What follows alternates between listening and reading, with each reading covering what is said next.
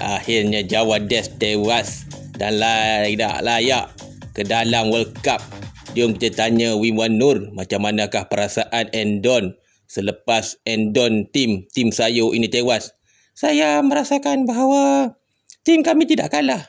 Tim kami antara juara World Cup zaman dinosaur. Tim Endon sebenarnya tidak kalah. Kami sebenarnya sangat iri hati kepada pasukan Malaysia. Oi Endon babi, kau ni tak mengaku-ngaku tim kau sudah kalah. Kami bukan tidak mau mengaku, memang budaya Endon. Saya akui pasukan Malaya, Harimau Malaya lebih kuat daripada tim Parking Bus kami. Ini membuktikan bahawa tim Endon sebenarnya tidak layak. Kami juga mengakui bahawa Endon adalah bangsa yang sangat bodoh. Kami main bola tapi main Parking Bus.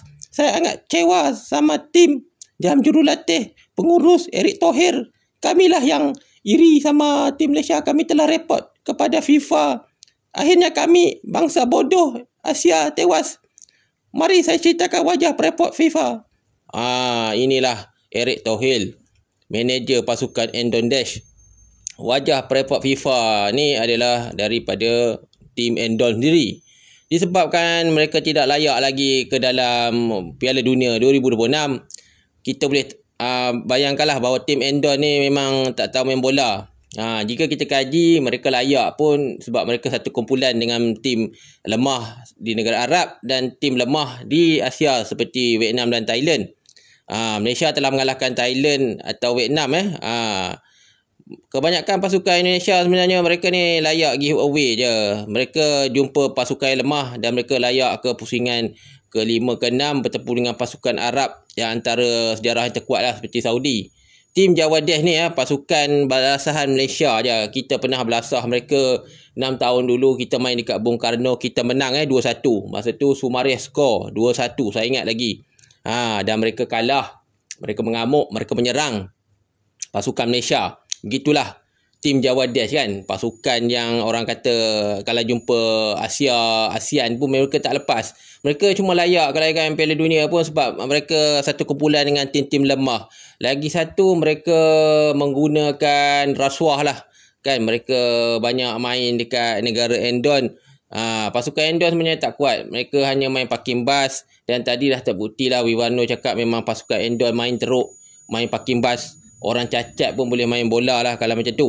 Okey, kalau anda kaji kita pasukan Malaysia dah lama tahu bahawa tim Endon ni adalah satu pasukan lemah. Bukan saja Iraq terkejut jumpa dengan Endon kelayakan Piala Dunia. Rakyat Endon pun terkejut. Iraq terkejut lah. Mereka dapat satu kumpulan dengan tim yang mereka banyak kali kalahkan, iaitu Indonesia.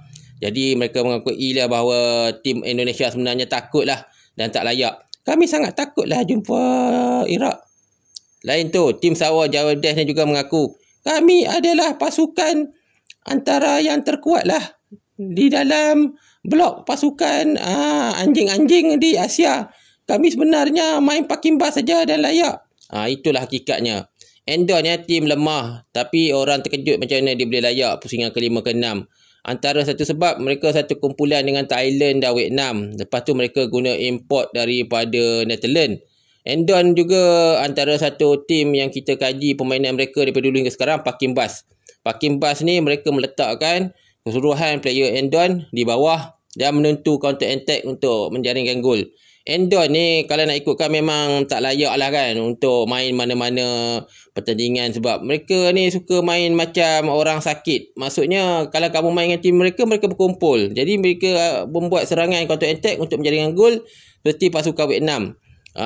Boleh dikatakan Endon punya tim ni memang bodoh lah. Antara tim yang pula orang kata tak layak lah di dalam pusingan ke-4 dan ke-5.